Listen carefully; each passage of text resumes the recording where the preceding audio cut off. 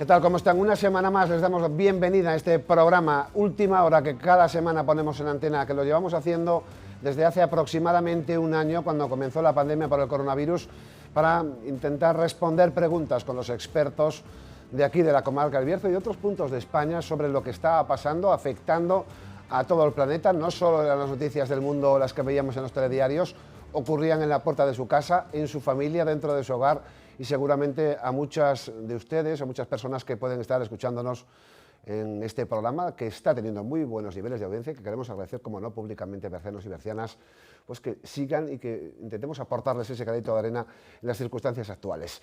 Sorpresas importantes, vamos a hablar con un protagonista del COVID en unos instantes, pero en plató queremos presentarles y también la deferencia pública, cómo no, por participar en este programa. Por un lado, para Antonio Quiroga, epidemiólogo del Hospital del Bierzo. Gracias por estar con nosotros. Muchas gracias a vosotros. Y también tenemos la suerte y el honor de contar con Santiago Gutiérrez, catedrático de Microbiología del Campus del Bierzo. Muchas gracias también por estar con nosotros. Muchas gracias, buenas tardes. Enseguida presentamos a esa persona también que va a participar en directo para hablarnos de su experiencia del coronavirus, pero antes queremos hacer un repaso de lo que ha pasado. Ya saben que fue hace más de un año cuando, al menos de forma oficial, los gobiernos de todo el mundo, excepto el chino, ya habían aceptado que estábamos en una pandemia mundial, pero los sistemas públicos de salud no estaban preparados, porque la última vez que algo similar había ocurrido había sido hace un siglo, aquella conocida como gripe española, mal llamada española, del año 1918. Bueno, pues comenzó una carrera para salvar las vidas, para dejarnos en casa, para los confinamientos extremos, mientras veíamos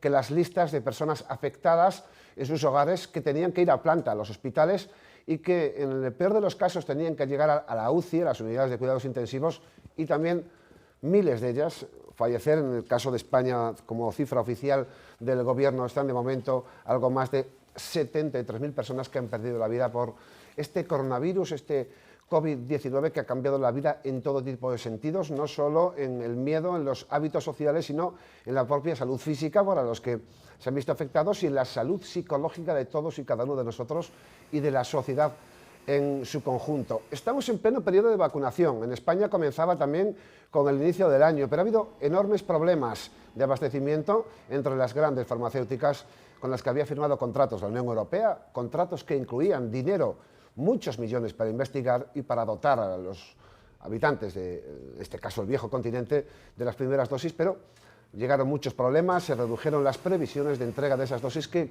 a efectos de cada uno de los países significaba una menor capacidad de entregar esas vacunas y, por tanto, a las consejerías de sanidad de todas las comunidades autónomas del país. AstraZeneca, recordarán hace 15 días que en un proceso de vacunación masivo también en España y en varios países de Europa se hizo saltar todas las alarmas. Había, al parecer, alguna correlación con trombos, incluso con algún ictus que podrían tener que ver con aquella vacuna, y la Unión Europea, en su situación de ser preventiva al máximo, garantista en la salud de los ciudadanos, decidió paralizar temporalmente en muchos países, bueno, pues la inoculación de esa vacuna. Finalmente, hace muy pocos días han dado de nuevo luz verde, porque no existe una correlación entre esas dolencias, por ejemplo los trombos o algunos ictus o fallecimientos. Recordarán, como el caso de una profesora de 43 años en un municipio español del sur, en Marbella. Bueno, pues de esas vacunas, de qué pasa con el COVID, de si todo el mundo está cumpliendo las normas, de que si ya se está cumpliendo en laxa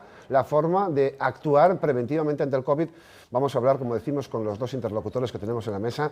Comenzamos con un primer análisis de cómo estáis viendo, no el coronavirus, que está ya analizado, se sabe lo que es, se sabe cómo actuar, hay vacunas de todo tipo, hay vacunas que se basan en el ARN, hay vacunas que se basan en el propio coronavirus, sino cómo estáis viendo a la sociedad al respecto de si continuamos siendo responsables o todo va a peor. Bueno, inicialmente la verdad es que no estamos siendo responsables, porque nunca lo hemos sido, nunca se han cumplido las precauciones de una forma adecuada, y eso ha condicionado evidentemente que no sean las sucesivas olas que hemos ido teniendo. Y peligros de la actualidad, pues yo pongo el ejemplo siempre de Madrid. A mí no me preocupa la afluencia de turistas extranjeros a Madrid, puede ser evidentemente un foco importante de transmisión, pero no es lo peor es establecer una cultura de transgresión de las normas, ¿no? Ya vamos de niveles bajos a veces de cumplimiento. Gran parte de los brotes de España están relacionados con el ocio y luego también, bueno, evidentemente con la convivencia, con llevar directamente el virus a nuestros hogares, Y esto, si no mantenemos esta cultura de salud mínima que habíamos adquirido durante estos meses de pandemia y se multiplican las fiestas ilegales, las interacciones sociales sin medidas de seguridad, pues evidentemente puede llevarnos al desastre y a no gozar de un verano que lo tenemos muy merecido y que todos deseamos que venga pues en circunstancias muy diferentes de las que fue la anterior. Percepción que tiene la salud pública no es solo un esfuerzo de la sanidad, sino de cada uno de los individuos, por eso es pública, ¿no? Sí, sí, claramente. O sea, yo creo que ahondando un poco más lo que comentaba nuestro compañero de mesa, yo creo que hasta ahora hemos ido siempre por detrás del virus. En este momento que un poco la incidencia ha bajado, aunque yo pienso que la tercera ola no la hemos superado todavía, es el momento de pensar que si ahora tomamos las medidas restrictivas, las medidas de seguridad, distanciamiento, mascarilla, higiene, en serio, este es un momento para empezar a adelantar el virus. De momento hemos ido siempre por detrás. Todas esas medidas de distanciamiento que comentábamos, ahora mismo no hay que relajarlas, hay que intensificarlas. Será la manera de adelantar al virus. De otra manera, volveremos a tener otra ola. La sociedad ha escuchado la palabra vacuna y ha dicho, ya se terminó, y no es correcto. Bueno, la vacuna es sin duda parte de la solución. Claro. Será, de hecho, nuestra gran aliada para volver a la normalidad. Lo que pasa que, de momento, vamos a ser claros, no hay un porcentaje suficiente, ni mucho menos, de población vacunada. Y la idea inicial era tener un 60 y pico por ciento, sobre un 66% de población vacunada para poder llegar al R0, pero es que además por el camino nos hemos encontrado que ya la inmensa mayoría de las cepas circulantes pues en nuestra área, por ejemplo, pertenecen a la cepa británica, que tiene un R0 mayor. A mayor transmisibilidad necesitamos más porcentaje de población vacunada para alcanzar ese R0, es decir, que cada paciente, cada R0 igual a 1, que cada paciente de media como mucho nos dé un caso, ¿vale? Incluso un R0 menor a 1, que sería que baja la transmisión, ¿vale? Es una situación donde tenemos que confiar en las vacunas, no tenemos que hacernos guiar por noticias alarmistas o que a veces surgen y bueno, intentar de alguna manera que se vaya vacunando el mayor número de personas posibles para poder recuperar una normalidad plena. Señor Gutiérrez, la vacuna, como decíamos, la gente cree que ya todo ha terminado y esto es totalmente falso. No, claro, la vacuna es eficaz en tanto cuanto haya un porcentaje suficiente de población vacunada. Si no hay ese porcentaje, los únicos que están realmente protegidos son los que están vacunados con las dosis correspondientes, pero el resto no. Es decir, hasta que no se alcance ese porcentaje, tenemos que mantener las medidas de seguridad, higiénicas, distancia, etcétera, que estamos comentando, porque sin ese porcentaje no estamos protegidos el 100% de la población.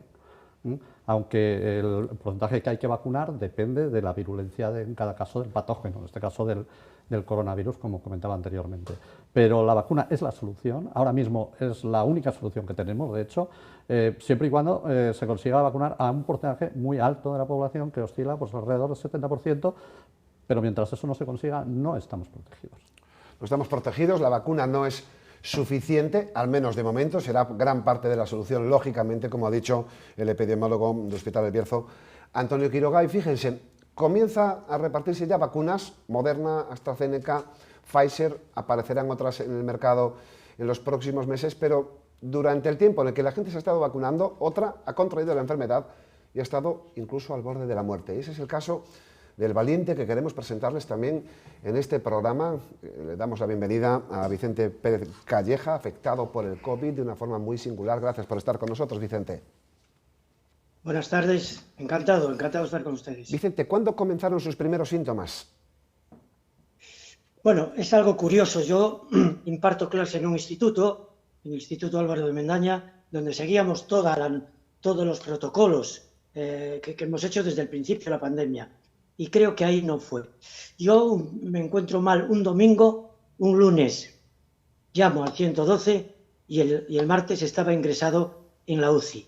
41 días en coma, lúcido y, por suerte, bueno, y luego el resto del tiempo en planta aislado, porque encima del COVID pues cogí una bacteria que creo que es típico las personas que están en quirófano o en UCI que coger esa bacteria, con lo cual he estado aislado casi 3 meses, casi 3 meses. Las sensaciones mías, la verdad que no tuve fiebre, ni simplemente empecé con un fuerte dolor de espalda y dije, bueno, voy al hospital. Así fue.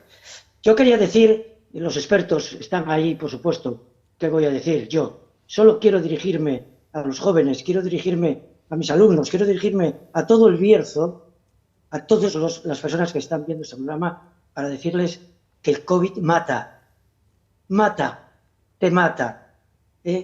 Tenemos que tener muchísimo cuidado. Lo está diciendo el doctor, lo está diciendo el especialista virólogo, y yo os lo digo, tenemos que cumplir con las normas.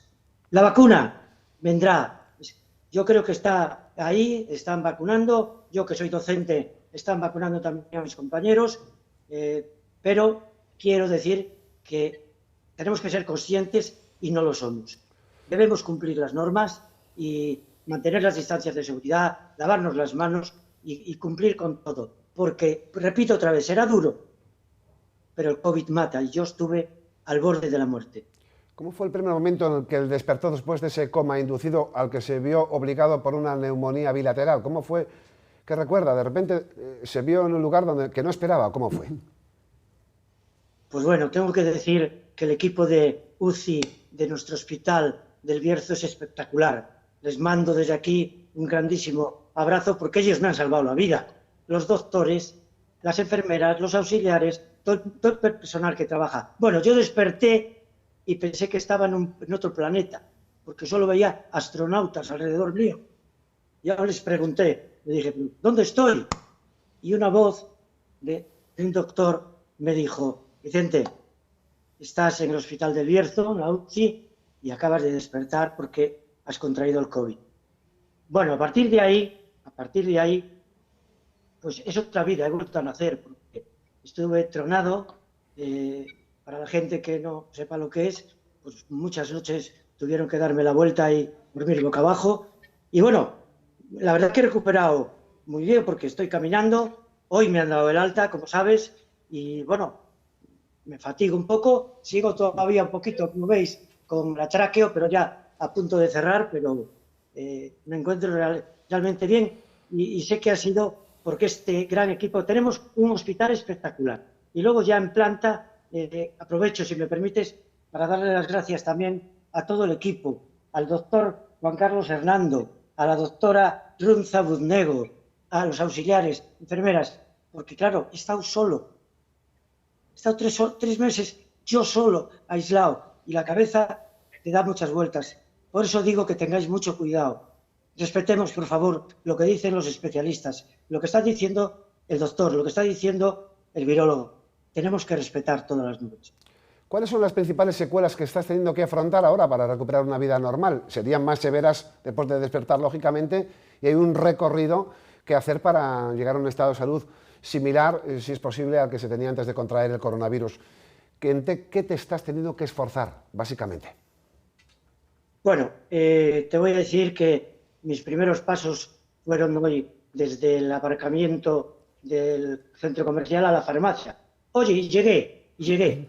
Bueno, tengo que recuperar la capacidad pulmonar, como sabrá y podrá explicar perfectamente el doctor que está ahí, y en principio las articulaciones. Los hombros me han salido tocados, sobre todo uno, me han hecho pruebas, no tengo nada, me dicen que es todo, pues bueno, una pequeña artritis provocada también por los días que he estado, tantos días que he estado en la UCI. Pero bueno, lo que más me puede costar es el caminar. Pero ya camino, con bastones y sin ellos. Voy con ellos por seguridad. Pero yo no es que sea un gran deportista, pero he hecho deporte en mi vida. Entonces, también he hecho barbaridades, porque fui un fumador hasta hace un año que dejé de fumar. Pero bueno, yo creo que si cumplo todo lo que me han escrito aquí los doctores, bueno, volveré a ser el mismo, creo yo.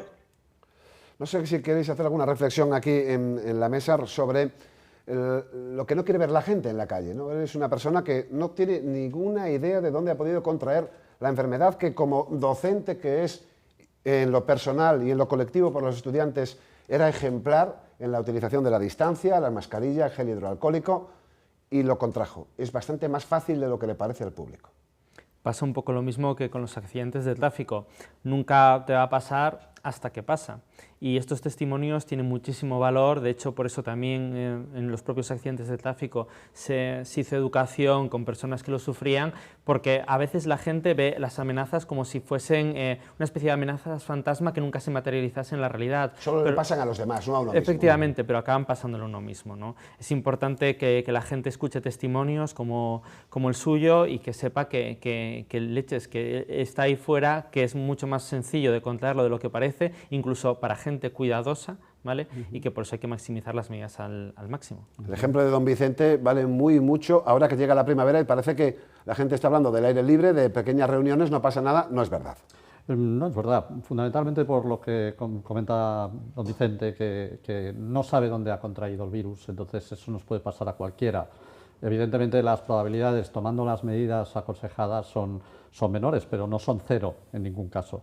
Y quiero insistir también en lo valioso de este testimonio, más que nada incidiendo en lo que comenta y enfatiza, y es que la COVID mata. Es decir, que no hay que andar con bromas con este virus.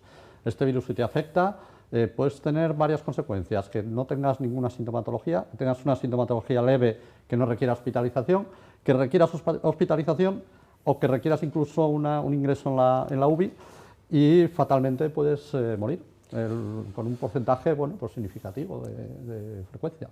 Señor Quiroga, ¿qué le puede ocurrir a una persona para que se vea en el caso de don Vicente Pérez Calleja, contrae la enfermedad, tiene algún problema, se contacta con los servicios de emergencias, le dicen que su sintomatología requiere que vaya al hospital de Bierzo y para que la gravedad le lleve a la UCI, ¿qué es lo que está pasando en su organismo para que tenga que llegar a ese extremo? ¿Qué es lo que le ocurre para recordárselo al espectador? Fíjese, como lo contraiga y tenga mala suerte, le va a pasar esto a su cuerpo y por eso tendrá que ir a la UCI. ¿Qué es lo que ocurre? Bueno, directamente el COVID, como ha comentado el compañero, puede cursar con diversas formas, desde una infección autolimitada a nivel de tracto respiratorio superior hasta una neumonía. Una neumonía lo que implica es una inflamación consecuencia de una replicación viral pues, en el tejido pulmonar, en los neumocitos. Esa neumonía intersticial, de alguna forma, causa inflamación, que se rellene el alveolo con líquido y que esa persona pues, no tenga la misma capacidad para respirar. Eso puede llegar a un punto donde, por la gravedad, tenga que estar ingresado, monitorizado y en algún caso requerir soporte respiratorio, que es al fin y al cabo lo que han hecho en UCI. Para lograr que sobreviviese de alguna forma, lo han conectado a lo que antes se llamaba pues, un pulmón de metal, por así decirlo, un respirador. Porque hoy por hoy medicamentos en el tratamiento hay muy poco, ¿no? Bueno, hay medicamentos. Es cierto que desgraciadamente no con la efectividad que tenemos, pero ya hay fármacos que han logrado mejorar sensiblemente el pronóstico de estos pacientes. El claro uso de la dexametasona, que fue el primero que verdaderamente pues, dio resultados en pacientes, eso sí que ya tengan una fase inflamatoria clara, porque hay como varias fases en lo que es el curso clínico de esta enfermedad. Primero tenemos una fase de fase vírica, de replicación del virus, y luego en los casos que van peor, lo que hay es una fase de inflamación muy acusada, donde directamente es donde debemos empezar ya a usar esos corticoides. Pero, por ejemplo, fármacos como la anakinra, el tocilizumab, ahora mismo se están usando también, son fármacos que se usaban pues, muchas veces en artritis reumatoide, que de alguna manera se usan para romper esta cadena de citoquinas que se atormenta y evitar... Te puede hasta matar, tu defensa te puede matar. Efectivamente, es una respuesta desarbolada, completamente desregulada, que puede llevar a la muerte. Luego, fármacos antivirales como el remdesivir pues, han estado usando, pues, son un poco más controvertidos en la efectividad de verdad que han tenido, pero bueno. ¿Dónde se contagiaría don Vicente? Es la pregunta que le va a cursar en su memoria durante muchos meses seguramente, pero ¿ha ocurrido en su familia? Usted convivía lógicamente con su familia, ¿tuvieron también el coronavirus a consecuencia de que usted estuviese en este caso infectado? Yo vivo con mi mujer, no tengo hijos y mi mujer no le ha pasado absolutamente nada. Nada de nada, gracias a Dios, claro. Y yo, insistiendo un poquito, si me permites, es lo que acaba de decir el doctor. Yo estuve enganchado a esa máquina que dice que llega un momento, yo tuve un momento muy crítico, lo digo porque me lo contaron después los doctores, que mis pulmones no respondían y una máquina me conectaron a una máquina que fue ella la que me respiraba por mí. Y luego, efectivamente, ya vino la reacción y la mejoría. Y bueno, os digo que fue durísimo, ha sido muy duro y por eso quiero transmitirle, yo no soy ningún especialista como los que están en la mesa, pero sí transmitir a todo el Bierzo, por favor, a todo el mundo que nos vea, insisto, vamos a cumplir las normas que nos dicen. Nos vamos a vacunar. Mientras no nos vacunemos, como dice el señor virólogo, estamos muy limitados. Pero bueno, gracias a Dios estoy aquí. Yo agradeceros mucho el que me hayáis permitido estas palabras. Gracias a ti, Vicente. En cualquier caso, estaría positivo que os dieran algún consejo a los especialistas en la mesa para tus próximos meses. Lo han hecho en el Hospital El Bierzo, pero siempre está bien recordarlo para aquellos que salen del hospital. ¿Qué se le recomienda a una persona que está en plena recuperación de la COVID-19? Bueno, en una persona como él, con la gravedad que tiene, lo fundamental, yo creo, es directamente pues, asistir a la rehabilitación que tendrá sin duda pautada para de alguna manera ir recuperando poco a poco capacidades tanto a nivel pulmonar como a nivel neurológico, a nivel físico. Seguramente ha perdido mucha masa muscular, puede que haya tenido incluso algún problema neurológico y desde luego a nivel pulmonar tiene que estar un poco tocado por tanto tiempo de ingreso ahí y todo eso tiene que irlo recuperando poco a poco, pero vamos, seguro que llegará a hacerlo y tendremos a Vicente desde luego paseando por ahí tranquilamente y ya plenamente recuperado dando clases y en breve, seguro. Seguro que Santiago Gutiérrez me han comentado, sí. Si me permite, doctor, sí. Me han dicho los doctores y también el doctor Arias, que es el rehabilitador del hospital, que tengo que salir a la calle. Pero claro, ahora que quería venir para casa, ahora me da miedo salir a la calle. Es una cosa, una sensación, que salgo de allí, que tenía unas ganas de salir bueno, tremendas, y me siento un poco allí, estaba protegido. Aquí digo, bueno, pues tendré que salir, no me queda más remedio. Caminar 100 metros, parar, y así cada poco, ¿verdad? Así tendré que hacer. Y como catedrático de microbiología del campus del Bierzo, Santiago Gutiérrez, también le tendrá que dar algún tipo de consejo, no por la COVID que afortunadamente ha superado, sino porque la microbiología dice que estamos expuestos a más cosas, no solo existe el COVID.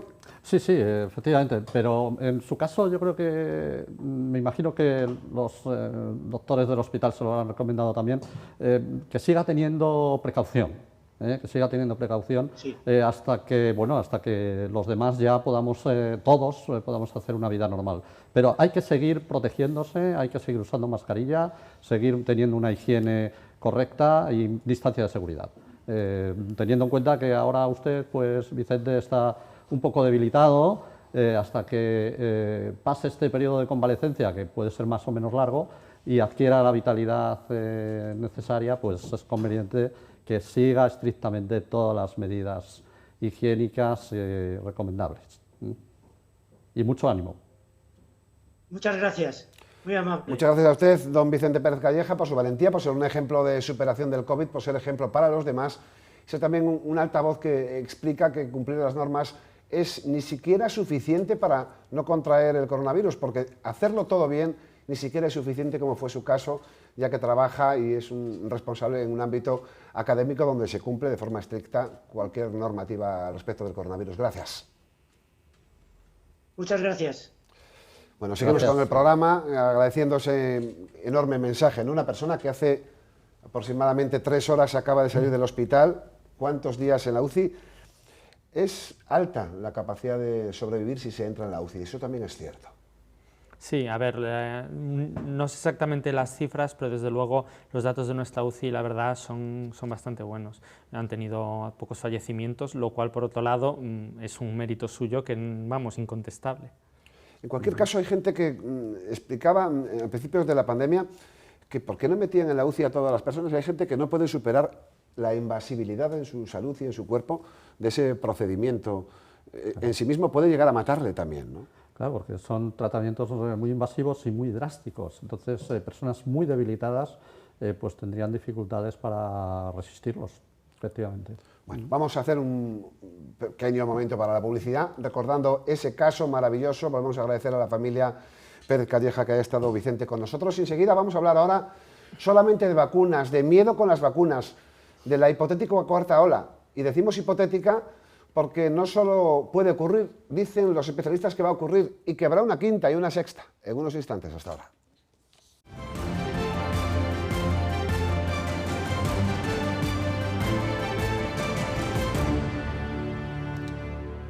Seguimos en nuestro programa Última Hora, en la segunda parte, en su segundo bloque, después de escuchar esa historia de Vicente Pérez Calleja, para hablar de muchos asuntos, lógicamente, relativos al coronavirus, a nuestra percepción y a la que tienen los especialistas en diferentes disciplinas. Recordamos, por ejemplo, las cifras. En España actualmente, al menos según el Ministerio de Sanidad, han contraído esa enfermedad desde que comenzó hace más de un año más de 3.234.000 personas. Son en el mundo unos 124 millones, son los últimos datos que se han conocido. En Castilla y León, más de 200.000 personas también han padecido el coronavirus en diferentes estadios, aunque hay que recordar, y de forma lamentable, que han fallecido más de 6.500 personas. Pero hay que diferenciar también lo que es la tasa de letalidad con la tasa de mortalidad. No son los mismos parámetros. Cuando hablamos de muertos por COVID, esa es la tasa de mortalidad. La tasa de letalidad es una circunstancia diferente que vamos a abordar con los especialistas aquí en la mesa, porque todo esto,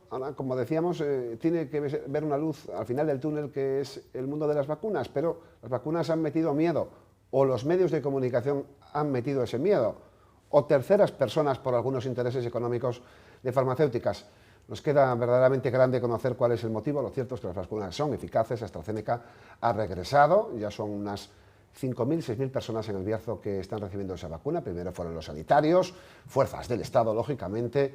Estaba el cuerpo docente en la comarca del Bierzo vacunándose con AstraZeneca, se paralizó y ya lo han retomado en las últimas horas. También las personas mayores de 80 años, aunque ha habido alguna polémica por el traslado, lo cierto es que sigue avanzando esa vacunación también en el área de salud del Bierzo, que insistimos y recordamos siempre que también incluye al Valle de la Ciana, que tenemos en torno a unas 128 o 130.000 tarjetas sanitarias en un hospital con muchas necesidades como es el Hospital El Bierzo. ¿Podéis diferenciarnos y al público una vez más la tasa de mortalidad y la tasa de letalidad? Bueno, a ver, inicialmente la tasa de mortalidad dependería un poco del denominador que le pongas, ¿no? Entonces, una vez que contraes la infección, la letalidad de alguna manera sería el porcentaje de todos los que la cogen que finalmente fallecen. ¿No?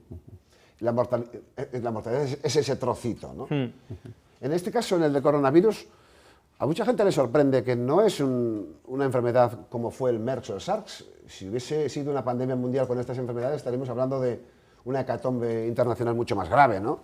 ¿Son tasas de mortalidad más bajas que en aquellos casos o me equivoco? Recordádselo al espectador. Bueno, los datos que yo tengo del MERS y del SARS, los iniciales, primero el SARS y luego el MERS, es que ahí lo importante es que el número de casos que hubo es infinitésimamente más pequeño. Más pequeño, sí. Pero mucho más pequeño. Pero con una mortalidad media más alta, ¿no? Sí, sí, lo que pasa es que, claro, el número de casos es tan infinitesimamente más pequeño que el de la COVID, que prácticamente yo creo que no son comparables. Lo que pasa es que, claro, ahí el asunto está en que tanto el SARS como el MERS fueron dos avisos que la humanidad no tuvo en cuenta, claro, porque son exactamente el mismo tipo de virus. El SARS, el MERS y el de la COVID-19 son de la misma familia de virus. Lo que pasa es que son virus o bien que han evolucionado o virus del mismo grupo que tienen características diferentes y lo hacen más virulento, más transmisible. Y claro, el número de casos que estamos hablando en el SARS y en el MERS estamos hablando de unos pocos miles y aquí estamos hablando ya de muchos millones. Pero hubo tasas del 30 y de hasta el 40% claro, sí, claro. de mortalidad, ¿no? Mucho Por más ejemplo, elevado, ¿no? el ébola de alguna manera puede llegar a una letalidad del 89%, es decir, de todos los que se infectan tendríamos que, pues un 89 de cada 100 van a fallecer. Cuando tú pones los casos de ébola, que por ejemplo hubo en España, cuando fue los casos estos importados que repatriamos, tú me coges toda la población general y me dices cuánta tasa de mortalidad hay por ébola cada 100.000 habitantes y te sale residual, ¿no? Es un poco la diferencia. Perfecto. Hablamos ahora de esas vacunas. Pfizer, Moderna, AstraZeneca, Sputnik, muchas otras, Johnson & Johnson, aparecerán muchas en el mercado, pero si hay un gran titular de las últimas semanas en casi medio mundo, es el de AstraZeneca. Mucho miedo, con tasas de personas que habían sufrido trombos y también algún otro problema de salud considerablemente como grave, como efecto secundario era una tasa, en el caso de España, del 0,006%. Era realmente prácticamente ridícula, no puedes tener una vacuna y ningún tipo de reacción, pero todo se paró en este país y en otros cuantos de la Unión Europea. Vosotros, los especialistas, cuando visteis que se paró la inoculación de esa AstraZeneca, de esa vacuna, ¿os sorprendisteis? ¿Os parecía algo rarísimo, innecesario? A mí me pareció muy raro. Si tú te lees la ficha técnica de la vacuna de AstraZeneca, ni siquiera aparece recogido directamente ningún problema de coagulación. Lo único que te avisa es justamente en gente con trombocitopenia o otras alteraciones en la coagulación, hay que tener un poco de precaución en la inyección para no provocar hematomas. No viene referido nada más, no vienen referidos episodios de trombosis. Entonces me sorprendió. Luego, un poco mirando las cifras en las que se estaba hablando, eran casos muy pequeños. Luego empezaron a hablarse de dosis totales y empezamos a decir que había 36, pero de 11 millones de dosis creo que eran inyectadas en toda la Unión Europea. No me parecía que eso fuese una tasa suficiente. Eso de alguna forma es bastante parecido a la propia tasa, la propia incidencia que hay, pero en personas normales de trombosis, de cuadros como esto. Es como, imaginémonos ahora, estamos poniendo Pfizer a mayores de 80 años. Imaginémonos que alguno de los pacientes a los que acabamos de inmunizar con Pfizer, a los 5 días, tenga un infarto agudo de miocardio. Pero es que un hombre, a lo mejor con factores de riesgo cardiovascular de esa edad, tiene ya de por sí mismo una posibilidad bastante elevada, una predisposición bastante elevada de poder tener un infarto agudo de miocardio. ¿La vacuna de Pfizer está induciendo ese infarto? No. Hay correlación temporal, pero lo que no hay es causalidad, y eso hay que diferenciarlo claramente. ¿La política se metió en la medicina de una manera que metió la pata directamente o no? Sí, bueno, a ver, de política no vamos a hablar, ¿no? Pero la cuestión está en que yo no creo que haya sido un problema de que se haya comunicado mal ni nada por el estilo. Yo pienso que lo que ocurrió es que inicialmente la vacuna de AstraZeneca se había aprobado en menores de 55 años. Y, por tanto, no es que no estuviera indicada para mayores de 55, sino que no se habían hecho en ese momento los estudios. Posteriormente se hicieron y se vio que tenía una eficacia, una efectividad pues, similar a los otros rangos de edad más bajos, ¿no? Entonces, yo no creo que fuera una mala comunicación, sino que yo creo que la gente interpretó que al no recomendarse a mayores de 55, porque no se habían hecho los estudios todavía, se pensó que estaba contraindicada, y no era esa la situación. Sí, pero ahora hay una parte de la población que tiene miedo y dice, si me llaman para AstraZeneca yo no me la pongo. Vaya problema. Sí, de hecho el Ministerio lo acaba de admitir, que es uno de los problemas que tiene, qué hacer con esa gente que se pueda negar. Y además es un miedo que se ha inculcado y la gente tiene derecho a tener miedo, por supuesto, vamos a ser claros.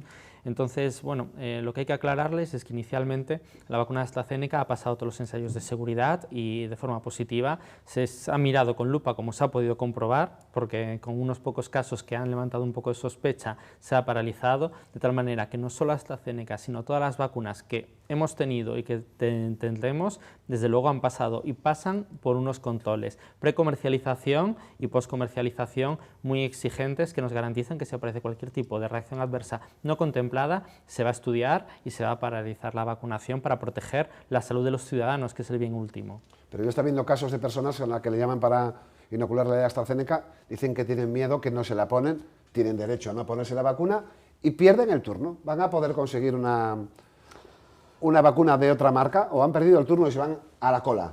Claro, ¿Qué va a pasar?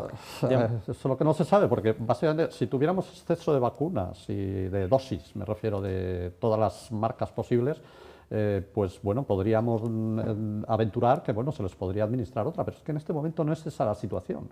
Es decir, en este momento todo el mundo tiene que saber que la solución, independientemente de que estemos disponiendo de algunos fármacos que presenten cierta eficacia para determinados pacientes, la solución que tenemos en este momento es vacunarse.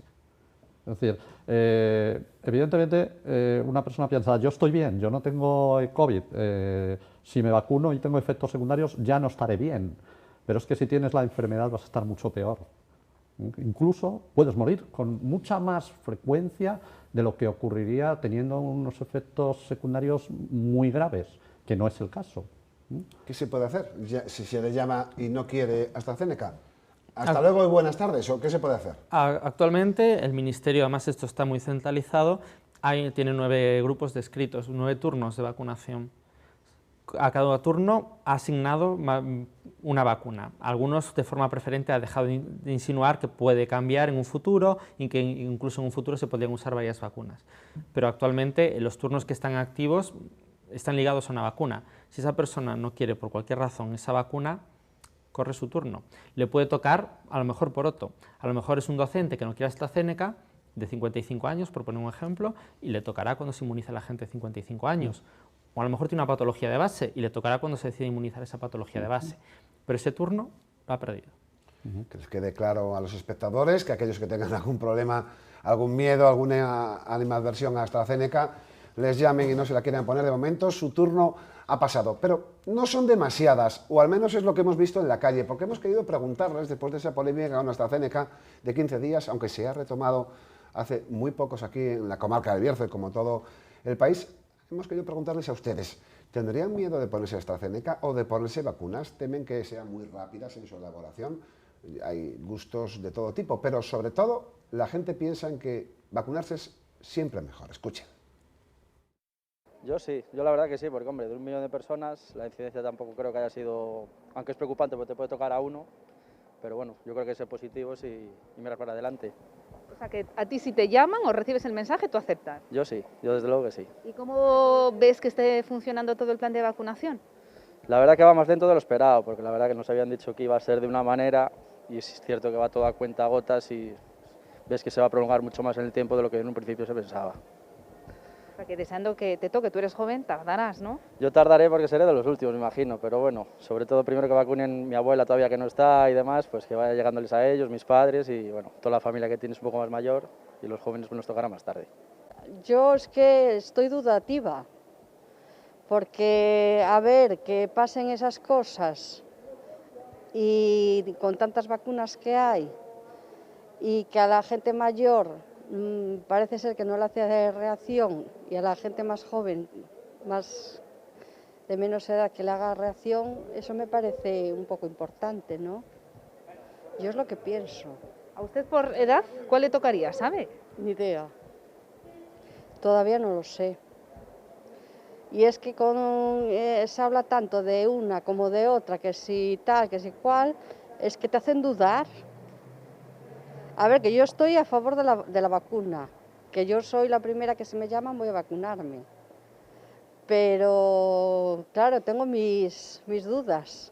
Pero usted se vacuna aunque sea con AstraZeneca. Si no me dan otra opción, hombre, si me dan una opción, ¿cuál quiere, esta o la otra? Pues ya vería yo qué le elegiría. Yo no tengo dudas, yo me voy a vacunar, o sea que... Que sea con AstraZeneca. Ya lo sé, pero tampoco ha habido tanta... Han sido 27, ¿no?, los que han tenido trombo. Pues creo que han sido 27 y no sé, de 5 millones de vacunas que se han puesto, o sea que siguen investigando de todas formas y empiezan hoy, ¿no?, a vacunar. Pues es eso lo que puedo decir. ¿Y usted a favor de las vacunas? Yo a favor de las vacunas. A ver, me vacunaré, pero sí que me ha producido dudas. Sí. Espero que me toque tarde y ya no me toque la de AstraZeneca. Estaba tranquila. O sea, que usted está a favor de vacunarse. Hombre, claro. Así estamos más tranquilos, porque si no nos vacunamos. Apenas me llamen que voy inmediatamente. Aunque sea con AstraZeneca. ¿Cómo? Aunque sea con AstraZeneca. Me tengo que vacunar, porque el riesgo es muy grande en la calle. Al menos así estamos más tranquilos todos. ¿Te parece bien? ¿Te gustaría que avanzara más rápido la vacunación? Ah, claro que sí. Va muy lento. Demasiado lento y queremos que nos vacunen a todos ya. Soy personal sanitario, con lo cual las vacunas ayudan, no perjudican, que nos traigan vacunas, que el personal estamos dispuestos a vacunar las horas que se precisen. O sea, que la gente que ha tenido dudas con eso de los trombos, esas informaciones que han surgido, que estemos tranquilos, ¿no? Ese es el mensaje. Puede ser, pero yo no creo que sea por culpa de la vacuna. Puede que por alguna persona sí le haya podido pasar, pero yo no creo que tenga nada que ver la vacuna con los trombos. Yo estaría dispuesta, además mi madre se vacunó y solo pasó una pequeña fiebre y ya está, o sea que yo creo que la gente tiene que estar tranquila y que se vacunen todos, que así podemos salir todos a la calle y estar mucho mejor. ¿Se vacunó con AstraZeneca? Mi madre sí, pasó una noche con fiebre y ya, o sea, luego ha estado genial y oye, perfecto. O sea, no tuvo ningún trombo, ¿no? No, nada de nada, solo una pequeña fiebre por la noche y estupendo. ¿Y vosotros como jóvenes, cuándo pensáis que os va a tocar vacunaros? El año que viene, yo creo, sinceramente, aunque igual trabajando nosotras de cara al público un poquito antes, pero yo creo que hasta el año que viene no nos vamos a vacunar. A mí, en verdad, ninguna duda, yo estoy a tope con la campaña de vacunación, cuanto antes estemos inmunes todos, más fácil es volver a la vida normal.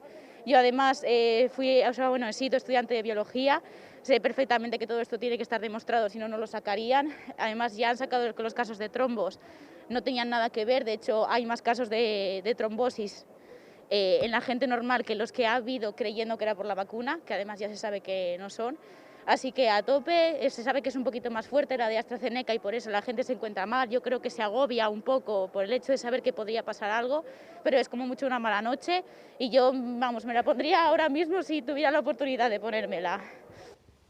La opinión en la calle, ya ven que a pesar de todo ese miedo, de esa paralización con AstraZeneca, en general la gente es cabal y piensa que siempre es mejor vacunarse a pesar de pequeños molestias o pequeños efectos secundarios. ¿Coincidís con este discurso en que la gente, al final, tiene sentido común, la mayor parte de la población? Aquello ha quedado en nada, la gente no tiene tampoco problemas con AstraZeneca, o hay mucha duda, ¿qué diríais? Yo creo que, a ver, evidentemente todo sigue en investigación porque los criterios son súper garantistas, pero es poco probable que a priori se asocie algo de esto. ¿Es descartable? La EMA no lo ha descartado. Lo que ha dicho es que desde todas las ópticas es mucho más peligroso no estar vacunado que estar vacunado. Sí, corroboro totalmente. De alguna manera las personas que se han entrevistado cubren todo el rango posible de opiniones, o sea, pero mayoritariamente yo creo que la gente está dispuesta a vacunarse y además hay que animar a que así sea. Otro asunto importante del que se ha hablado mucho, que ha creado mucha controversia, contábamos mientras escuchábamos las declaraciones de ustedes, del público, de la gente, de los ciudadanos en la calle, que la centralización en Ponferrada de vacunaciones, por ejemplo, para personas de 80 o más años, ha causado algunas molestias familiares por esa centralización cuando se hablaba y se sigue hablando de que se va a desplazar a equipos a hacer esas vacunaciones a sus pueblos naturales en la montaña o donde les parezca oportuno. No sé al respecto, el señor Quiroga, si tiene alguna explicación, no política y sí médica, para que se haga esto así. Pues son criterios de eficiencia y de justicia, y me explico. A ver, la vacunación va a permanecer y se va a ofertar, por supuesto, en los pueblos. ¿Qué pasa? Que nosotros tenemos una infraestructura creada ya en el hospital que nos permitiría, de alguna manera, antes de desplazar al pueblo el equipo, que llevaría más tiempo y desplazarías antes a un pueblo que a otro, de alguna forma, al centralizarlo y ofertárselo a la gente, porque la gente que se puede desplazar, de alguna manera, recibiría una dosis antes, vacunaríamos a más porcentaje de población en menos tiempo y no habría problemas de injusticias territoriales, porque la verdad es que se vacuna siempre la gente que está en zonas con más población, mientras que la gente de los pueblos más remotos pues siempre queda para el final, porque es más engorroso desplazar la infraestructura. De esta manera, lo que logramos es tener un porcentaje mayor de población vacunada en menos tiempo, y eso evidentemente pues es más eficiente, porque aprovechamos mejor el tiempo y las dosis que tenemos y repartiéndolas de una forma mucho más uniforme en el territorio. Esto no quiere decir que la gente que tenga problemas para desplazarse y que se le cause un gran trastorno no tenga que venir obligadamente al hospital, ni mucho menos. Se ofertará, se irá por allí, por supuesto, y en su centro de salud, en colaboración con el centro de salud, se le citará para inmunizarlos allí. Eso no ha cambiado en ningún momento, simplemente se ofertó esto como un plus para que esta gente tuviese una inmunización antes de lo que se pueda desplazar allí el equipo. Entonces claro, yo creo que no hay que verlo como que se obliga a centralizarlo en Ponferrada, sino que esto es un plus respecto a la base que allí va a hacer, que es la vacunación de forma protocolizada el día que toque en el centro de salud de estas zonas. Críticas que descontaban que ser más rápido es mejor para todo. Claro, en este caso, claro, cuanto antes vacunemos a más gente, mejor. Entonces, si la infraestructura de la que se dispone es lo que permite, pues yo creo que hay que aprovecharlo. Evidentemente, ojalá tuviéramos posibilidad de vacunar mucho más rápido, pero ahora con los medios que tenemos, esta opción yo creo que es una opción buena, entendiendo que habrá personas que no puedan utilizarla y que habrá que ir a vacunarles a sus pueblos, por supuesto. Quedamos ya muy pocos instantes del programa, pero hay que hablar todavía de vacunas, ¿no? De AstraZeneca, de Johnson & Johnson, de Moderna, de Pfizer, porque estamos en un país que tiene a un equipo de investigación en el CSIC que es muy valorado a nivel internacional, que se le tiene muy en cuenta en todo tipo de papers, en todos sus trabajos. Estamos orgullosos de ellos. Van mucho más despacio que otras multinacionales a la hora de encontrar una solución por menos rápida que evite contagios masivos, no tanto salvaguardar al 100% la salud, y estamos todos muy expectantes y muy orgullosos de saber que hay una vacuna esterilizante, que en la práctica para el común de los espectadores significa que usted no va a contraer ni siquiera la enfermedad. Y estamos en un proceso en este momento con esa vacuna española en la que participa incluso algún berciano que tiene sus ancestros aquí en la comarca. No sé qué valoración podéis hacer desde el mundo académico y el mundo de la medicina en sus diferentes ramas de la constante validez del trabajo del CSIC, que cuando llegue esa vacuna tendrá quizá una preferencia internacional sin igual, ¿no?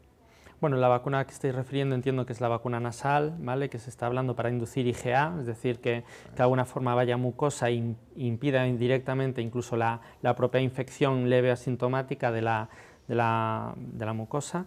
Y bueno, no es la única que hay, incluso hay varios proyectos del CSIC que además nos van a dotar de autonomía, digamos, estratégica, porque está claro que gran parte de los problemas que estamos teniendo con las vacunas es el acopio de vacunas, sobre todo si imaginaros que necesitemos una inmunización periódica cada año o incluso cada ciertos meses, al menos la población de riesgo, pues va a ser súper importante tener una capacidad tanto de producción como una vacuna autóctona para cubrir nuestras necesidades, y en ese sentido hay grupos en Cataluña, hay grupos en Madrid del CSIC que también llevan avanzadas en vacunaciones.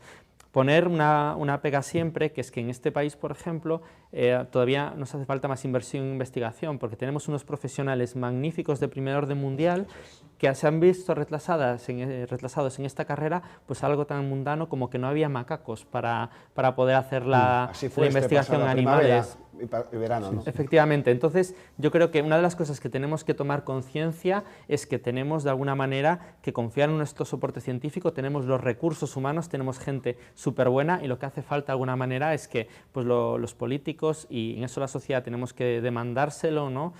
Pongan los medios necesarios para que la ciencia en España no se encuentre con las trabas que muchas veces tenemos por falta de financiación o por falta de apoyo. Refrendas, lógicamente, tener equipos. ¿Cómo puede ser que tengan tan poco dinero para afrontar una pandemia mundial, verdad? Vamos, son unos héroes. O sea, es que investigar en España es hacer heroicidades a diario. Entonces, bueno, hay que apoyar a todos esos grupos al máximo nivel con todo tipo de financiación y además teniendo en cuenta que ese tipo de desarrollos contribuye también al desarrollo industrial de nuestro país. Y dotar a la universidad, como en el caso de la Universidad de León, también de más medios, ¿no? Más medios, más financiación, investigar, los que nos dedicamos a la investigación, estás continuamente viendo de dónde sacas un euro para poder trabajar y hacer algo que sea útil a la sociedad. Entonces, todo el mundo, los políticos y toda la sociedad se tiene que dar cuenta que sin investigación los países no evolucionan, y eso se nota en circunstancias como esta que no tenemos capacidad productiva. Tenemos grupos de investigación muy buenos, pero no tienen los fondos necesarios para ir adelante con los proyectos en igualdad de condiciones que en otros países europeos o del mundo. Nosotros investigamos la actualidad, ellos investigan la salud pública, y ustedes tienen que salvaguardar también esa salud pública porque está en manos de todos y cada uno de nosotros. Gracias, de verdad, sinceramente, a don Antonio Quiroga por estar con nosotros hoy, y también a Santiago Gutiérrez, catedrático de microbiología del campus de Bierzo. Gracias. Y a ustedes, emplazarles para dentro de una semana. Hablaremos de algún otro tema de la actualidad en este programa, en Última Hora. Hasta entonces.